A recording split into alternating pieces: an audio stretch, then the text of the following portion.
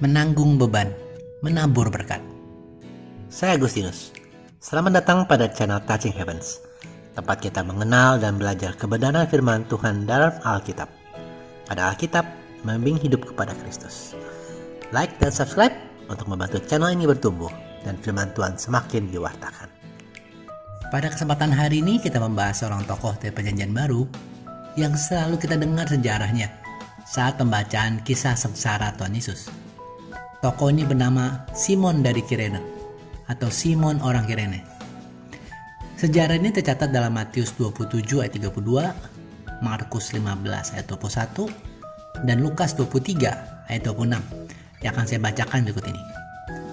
Ketika mereka membawa Yesus, mereka menahan seorang yang bernama Simon dari Kirene yang baru datang dari luar kota.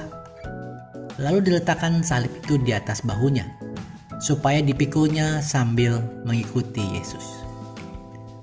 Simon ini berasal dari kota Kirene yang salah satu dari dua kota terbesar di daerah Libya, Afrika Utara.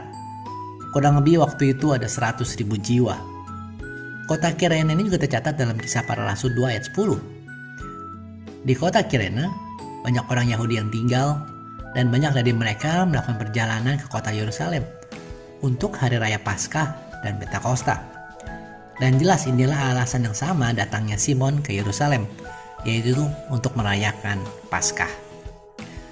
Tidak tertulis dalam Alkitab tentang mengapa prajurit Romawi memilih Simon untuk membantu memikul salib Yesus. Tapi yang jelas kita tahu kondisi Tuhan Yesus, ia sudah tidak tidur semalaman dan disiksa begitu rupa.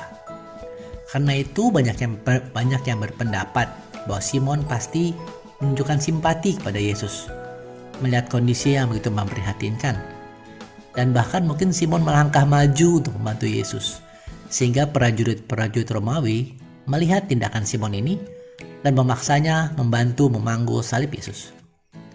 Atau alasan lain, mungkin ia dipilih secara acak dari kerumunan. Apakah Simon ini sial di saat itu karena terpilih untuk memanggul salib? Menurut saya tidak. Malah Simon ini salah satu orang yang sangat beruntung. Dengan tindakannya membantu memikul salib, namanya tercatat sampai akhir zaman di dalam Alkitab. Betapa bahagianya teman-teman jika kita bisa mengalami hal seperti ini, sehingga nama kita juga tercatat di buku kehidupan. Nah teman-teman, seturut hal ini, maka kita dapat belajar dari teladan Simon dari Kirene adalah untuk senantiasa berjaga-jaga dan bersedia membantu sesama, termasuk juga orang asing yang tidak kita kenal. Karena seperti Simon, bisa saja yang kita bantu adalah Tuhan Yesus. Seperti firman-Nya dalam Matius 25 ayat 31 sampai 46. Saya bacakan ayat 40 berikut ini. Dan raja itu akan menjawab mereka, "Aku berkata kepadamu, sesungguhnya segala sesuatu yang kamu lakukan untuk salah seorang dari saudaraku yang paling hina ini, kamu telah melakukannya untuk aku." Jadi teman-teman, seringkali keadaan memaksa kita untuk menanggung beban.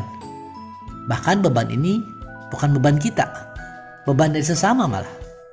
Misalkan dari kakak, adik, orang tua, mertua, teman di kantor, atau terkadang dari orang asing yang kita jumpai di jalan. Adalah pilihan kita untuk menerima, memanggul beban itu atau menolaknya.